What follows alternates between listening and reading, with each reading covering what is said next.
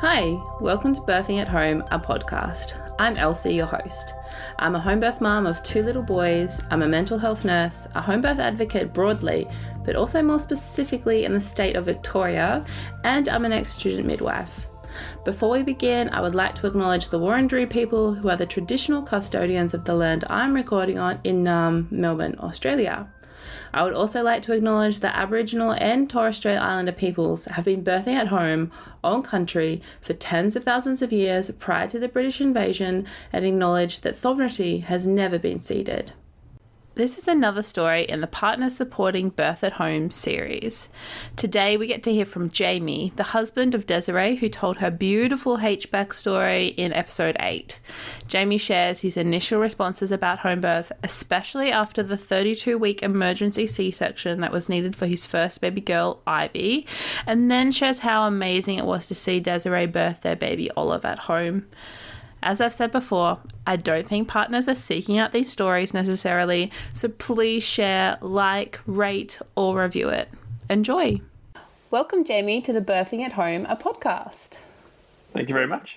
I'm very excited to hear your side of the story because we had Desiree, your partner, in episode 8, and it was such an emotional story to listen to and then share.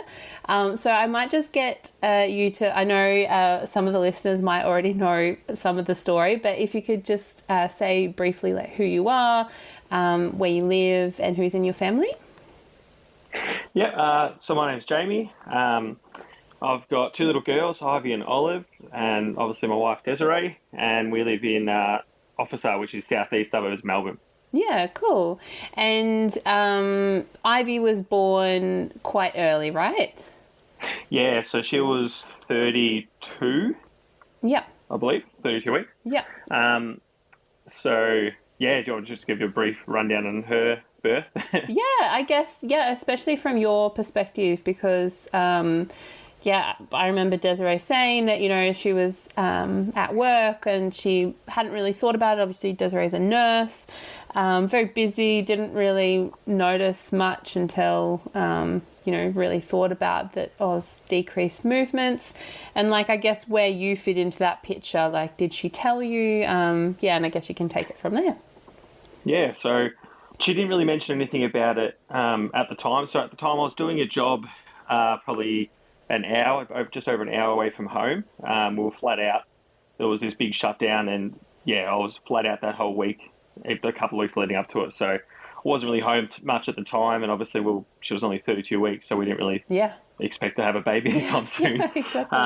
So yeah, I was just at work and then she sort of rang me in the morning and she was a bit upset saying that there was some bit of spotting in that. And I said, look, I'll come straight now. And she's like, no, don't worry about it. Yeah, she's like, I'll go down to the hospital. I said, you sure? Like, I'm happy to come. Like, I'll be there in an hour. She's like, no, don't worry about it. You just stay at work. I'm sure everything's fine. I don't think she really didn't want to worry herself or worry me, I guess. Yeah. Yeah, so anyway, I'm working away. That was probably at about maybe 8 a.m.-ish, 9 a.m. She rang me and told me that. Yeah. A couple hours later, I think about 12 o'clock, she rings me again. She's like, look, I'm at the hospital. Can you come down?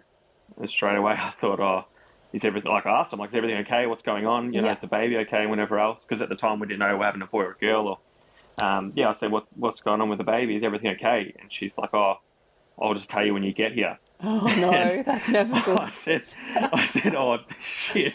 So obviously I jumped straight in the car and that hour drive from Campbellfield down to Berwick Hospital. It was just, I couldn't even tell you. It was just the music, there was just silence in my head, just obviously all, as you can imagine, everything going through my head, thinking what's going on, is it good, is it bad? She didn't really want to say anything over the phone for whatever reason. But yeah, it was just, that was the longest but also the quickest hour of my life getting down to the hospital from the other side of town. Yeah. And then, sort of went into there and she was all monitored up all over her. She had the... I don't know what it's called, the monitor over her stomach and that sort of thing, getting the baby's heart rate. And, she was just sort of saying that, the heart rate was sort of dropping low and we were sort of sitting there 1 minute, it's like 120 odd. It would drop down to like 60 beats for a few seconds. All the nurses would rush in. and then go back out. And I'm like, at this stage, we still weren't sure exactly what was going on. The doctors and nurses didn't say too much, but Des, obviously being a nurse, she's like, I can tell that they're worried, but they don't want to say anything because she said obviously coming down to like 50 to 60 beats is which is obviously not a good thing. Really quite low for a baby, which is usually it's almost triple that. Something's going wrong. Exactly. So anyway, I had an ultrasound, and that was not long after that. Went down, had an ultrasound, and the radiologist could see that there was no blood coming through the umbilical cord. Wow. So he sort of didn't say what was going on. He didn't sort of say much, but then Des obviously could see that there was no blood going through, and then obviously we thought the worst, and then pretty soon after that we're back upstairs in the maternity, and they said, oh, okay, so we booked you in there now, we're having the baby. And we said, what do you mean having the baby? Like, it's only 32 weeks sort of thing. But they said, the baby's got to come out. At the time they said, oh look, we'll take you down to the theatre, we'll just have a normal cesarean, sort of, well, normal if you want to call it normal, but a cesarean. I was able to be there sort of thing.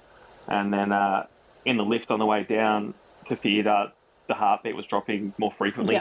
So by the time we got down to the theatre, they sort of said, look, I think it's going to be safer for everyone if Des just goes under general. Obviously, it means I couldn't be there. Next minute she's under, and 15 minutes later, 15 minutes later, we had a baby. Do you remember? It was strange. Were you scared? Were you upset? Were you kind of just like in shock? Like all of the above? Yeah, probably all of the above. So when Des was in hospital, probably around 2 or 3 o'clock, we rang our parents and told them what was going on. So both our parents actually came down. So this was pre-COVID, so we could have family and friends and stuff in the hospital. So I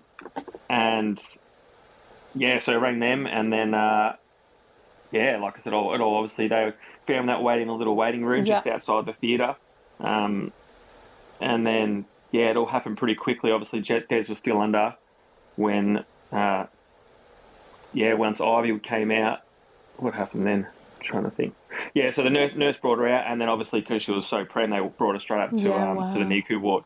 So they came out, pulled me aside, said, you've got a little girl. And then I, of course, started crying, and then I'm like, didn't want to tell anyone else yet because no one else knew. And obviously I couldn't speak to Des because she was still under, getting stitched up. So I walked past everyone, said hi, I'm going up with my baby, and then I didn't really want to tell everyone else what sex it was just yet. I thought I'd let Des sort of do that.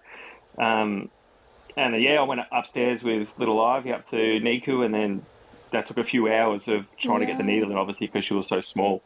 They really struggled to get a needle in her to give her what she needed, I guess. Wow. And then it was strange when they sort of said, at the time they're like, okay, so what's her name? And I'm like, oh shit, we sort of decided, but I thought I'd be sitting next to Des when we say, it's definitely going to call her Ivy May. But then I just told him obviously, and like I said, it was a bit of a strange from my side of things because they said, at the time, I was making all the decisions by myself because Des was still downstairs in the operating theatre, still coming to, I guess, after surgery, and I was trying to ask me all the questions, everything else, and usually Des deals with the kids. I'm not sure there's enough words that could actually describe how that must have felt like, because number one, you didn't expect to have a baby at 32 weeks, but also number two, you never expected to receive the baby without Des right next to you. Yeah.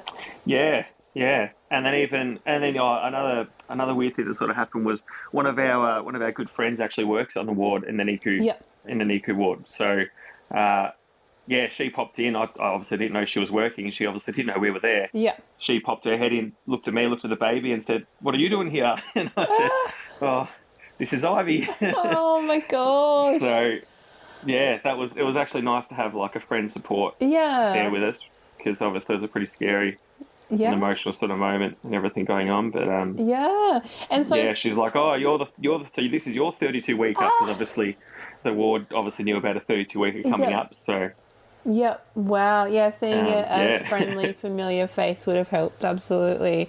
Prior Definitely. to this whole experience, I guess prior to Des being pregnant as well, do you remember, like, what you knew about birth or what you thought about birth? Like, Well, nothing, because we hadn't even got to do the birthing yeah, classes yet. yeah, So I think that we were meant to have the birthing class that yeah, weekend or the weekend yeah, after.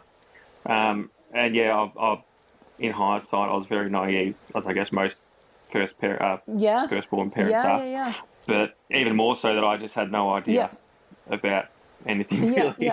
I hadn't really looked into anything or anything like yeah, that. So yeah, it was all very new to me. yeah, wow, But then obviously we spent the next 5 weeks in hospital, and yeah, yeah, yeah, that was Ivy's start to her life. It was yeah. very Yeah, and shocking, how, but yeah. I guess, I'm pretty sure I asked Desiree the same kind of questions in terms of postpartum, and, that, I guess you kind of had initiation by fire, like into parenthood. Did you find that experience, like, impacted how you, like, started parenthood or how you felt about birth? Like, did that give you a really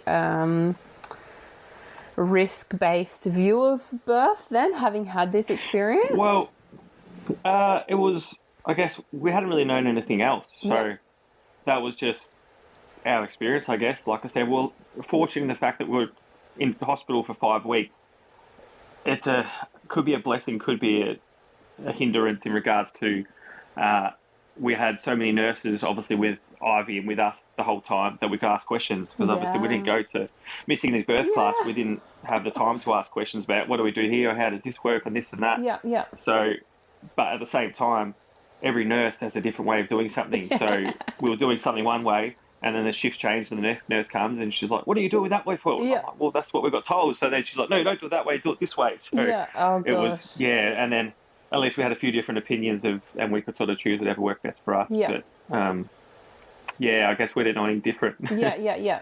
Do you remember what it felt like to take Ivy home finally and, to be in your house, just the three of you?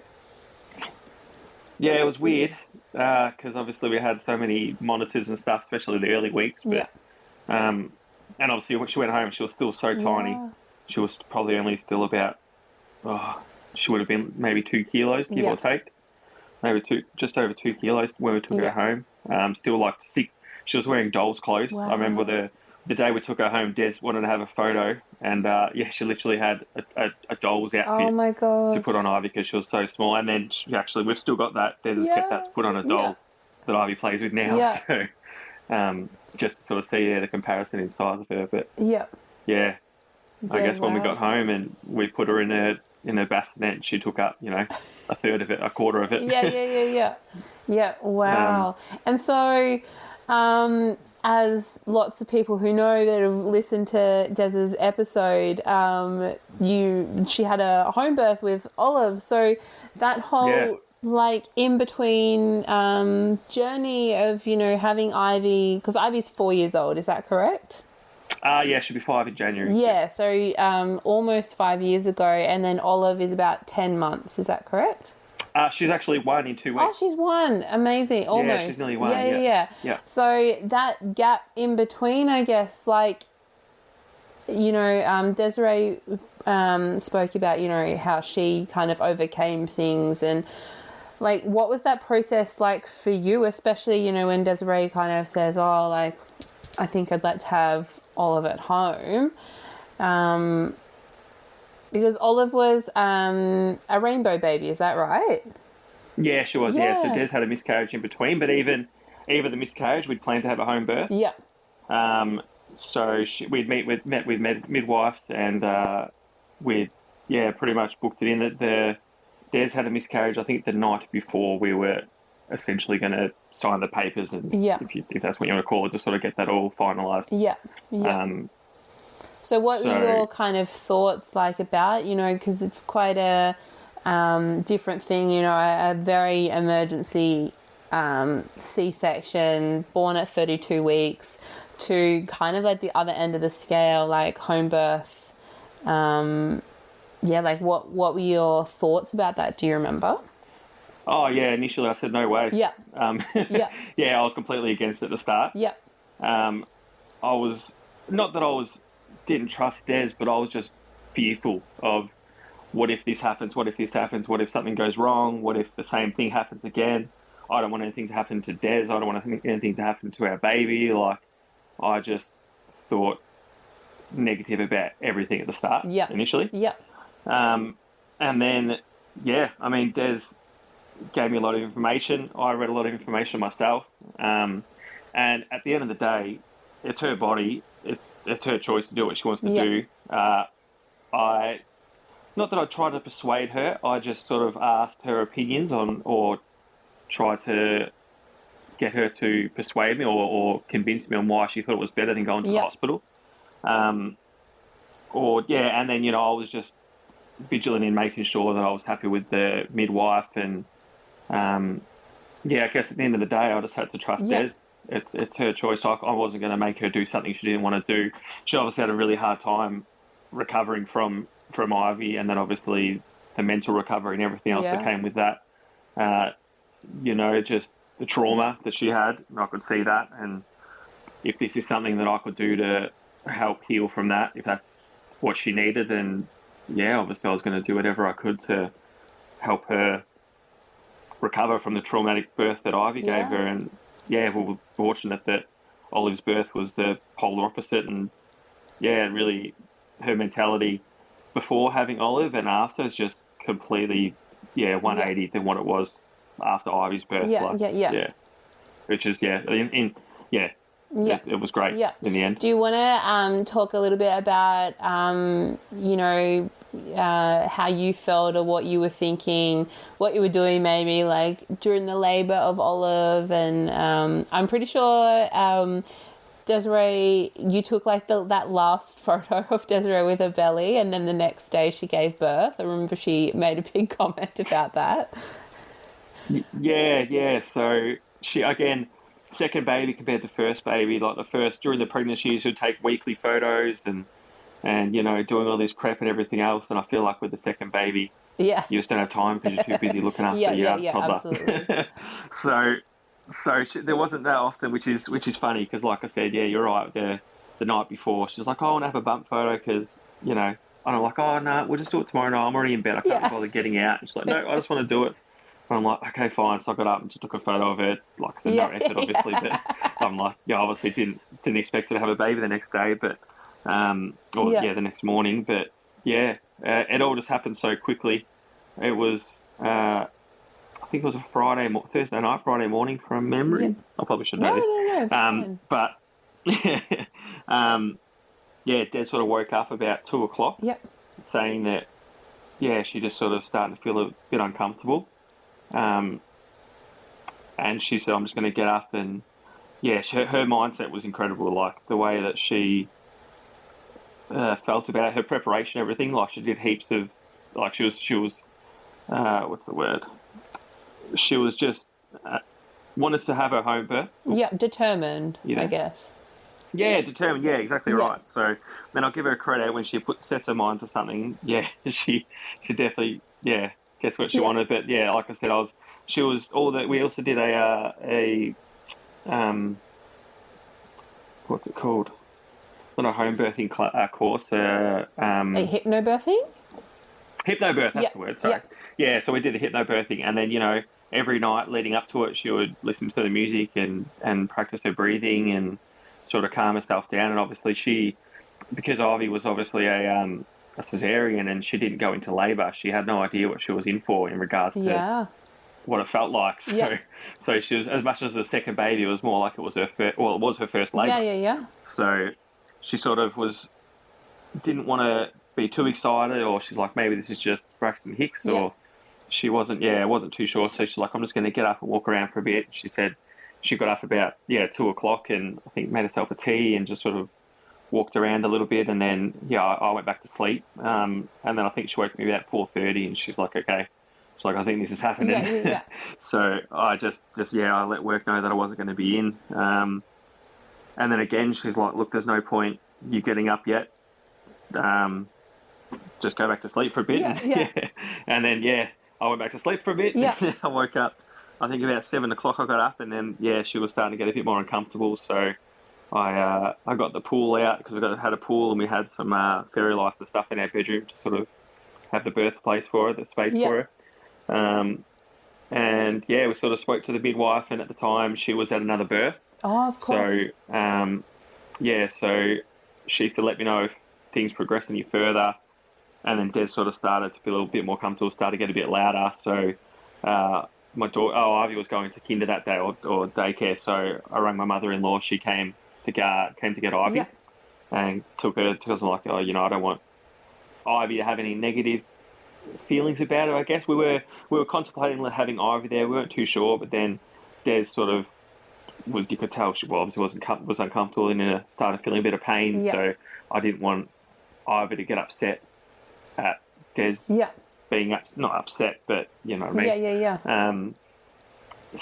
Then Ivy went, and then it all sort of happened pretty quickly from there. I rang the midwife again up just after Des's water broke, and then while I was on the phone to her, she could hear Des in the background, and she said, "Oh, is that Des making those sounds?" I said, "Yeah, it is." And she's like, "Okay, on my way." So she could just hear over the phone, which is what she told us would probably be the case anyway. She could hear the way that Des was moaning and groaning. I guess that things have probably progressed quicker than what we alluded to. Like again, Des being Des, she didn't want to inconvenience Sam, the midwife, from the other birth. So she said, "Oh, I don't want to ring. I don't want to annoy her. We'll wait a little bit." And and Des pretty much spent the whole time in the toilet and in the bathroom. What? How did it feel to? I mean, it was like your first labour as well, because you didn't get to be there for Ivy. No, and I had, I didn't know what I was in for or how long this was going to last. So, we were both, like I said, because I'd only been at that time, she'd probably only since about 5 o'clock, 6 o'clock, maybe even later, saying that she was in pain. I think I've got a photo from her at 7 or 7:30 with the TENS machine on, and she's standing there with a big smile on her face. Like, obviously, she knew she was in labour, but at that stage, she wasn't feeling that bad, I guess. Again, this is just my opinion of what she was looking like. She could have been hurting more on the inside, but then, and then, she pretty much spent the whole labour in the bathroom or on the toilet. She did say that. We often, that's like always a good sign. But were you like worried? Like, do you remember like feeling worried or stressed, or like did you feel very focused? Oh, I just felt helpless. Yep. Yeah, just helpless. Like there's not much I could do. Like I'd rub her back, or like every time she'd have a contraction, I'd let her squeeze my fingers. I reckon she nearly broke one of my fingers in the process. I know she had the comb, like the little comb you can squeeze. I gave her that, rubbed her back, and then I sort of started filling the pool up when Sam, the midwife, said she was on her way. So, and then Sam got here, saw where the progression was at, and I said, "Oh, do you want to move Des into the pool?" And she said, "I don't think Des is going to make it into the pool." I said, "What do you mean?"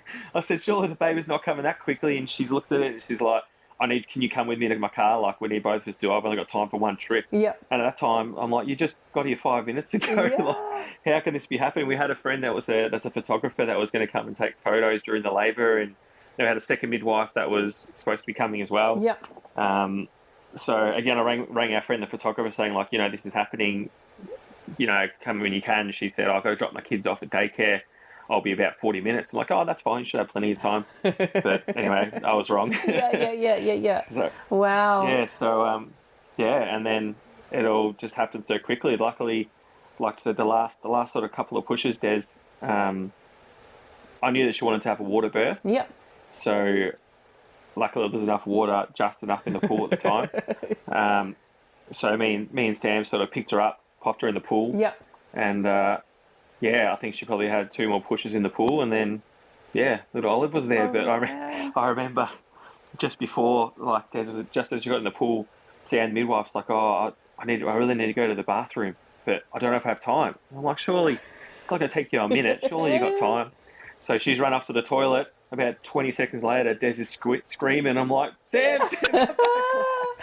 Oh my gosh. So yeah, she came back in time. There was one push, and I give Des credit. She did not complain, didn't whinge. Like, obviously she was in a lot of pain, but only didn't one time. She said to me, she looked at me with tears in her eyes and said, "I don't know if I'm going to be able to do this through the pain."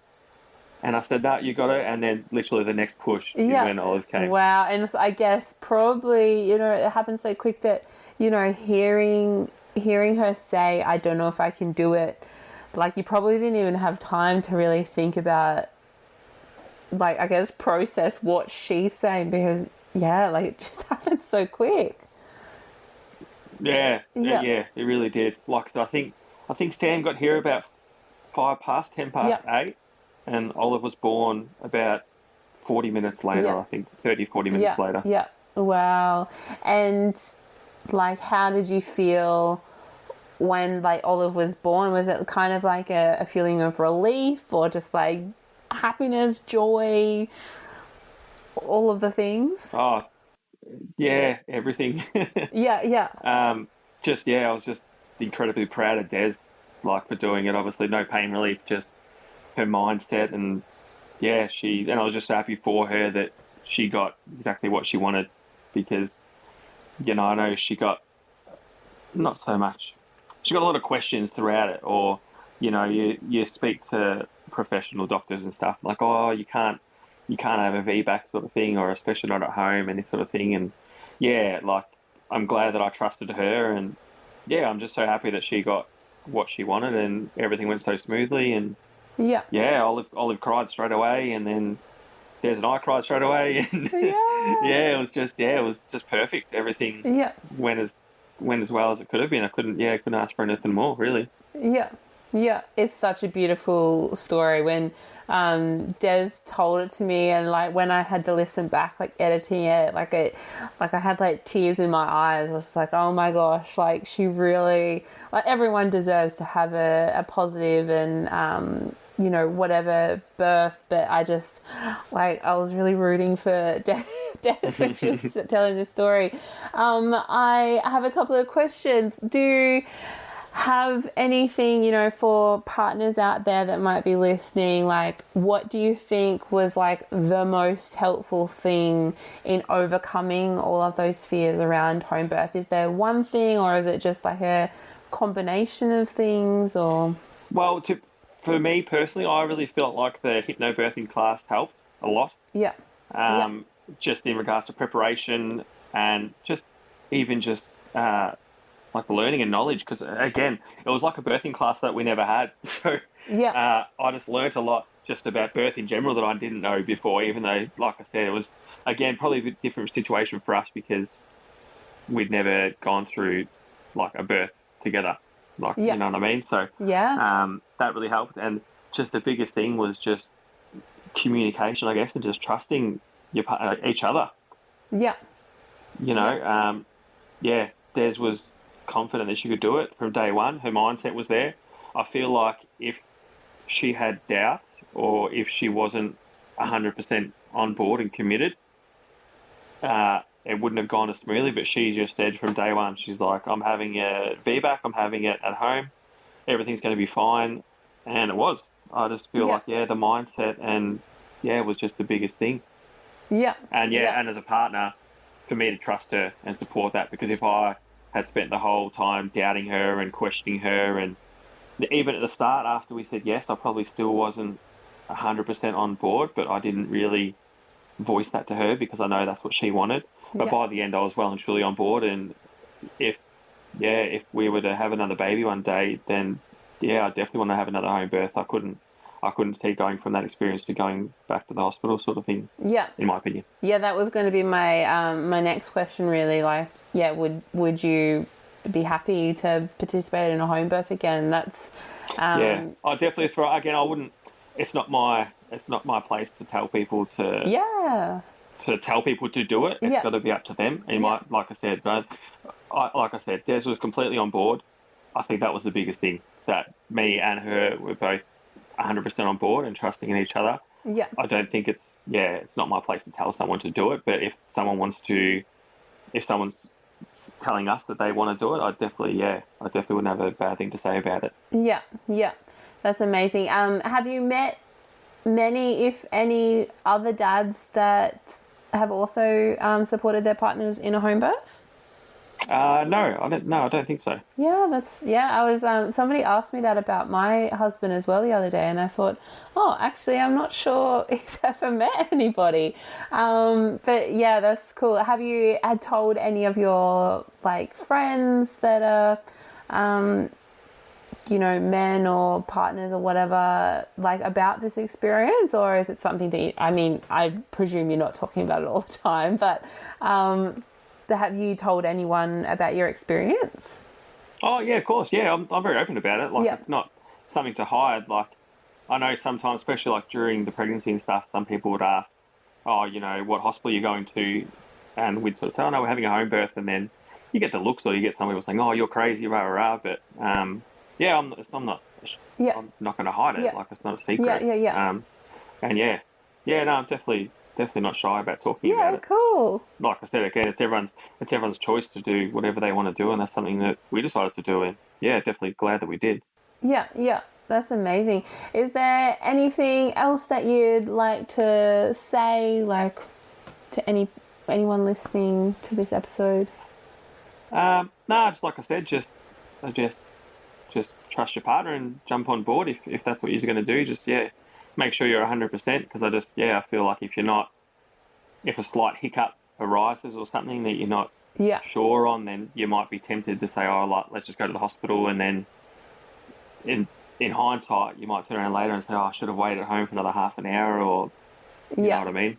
It doesn't take much for I guess it's a vulnerable time for everyone, really, the birth space, and it can only take a little bit of fear or doubt to set in, and then it can really send it in another direction. So definitely. And I know to be honest though, I know I'm lucky that we're only about 5-10 minutes from a hospital, so I always had that in the back of my mind, sort of to know if something does go wrong, I know we can be at the hospital in 5-10 minutes. Yeah. But I don't know if that was maybe a bit of a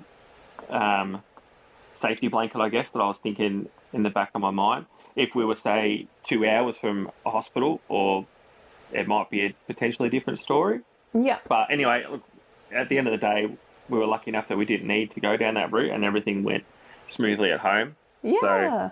So, so I'm just so happy that for Des that, she was able to heal after everything that happened with Ivy, that, she got exactly what she wanted with Ola's birth, which is, great. Yeah, it's a beautiful story, and that was in episode 8.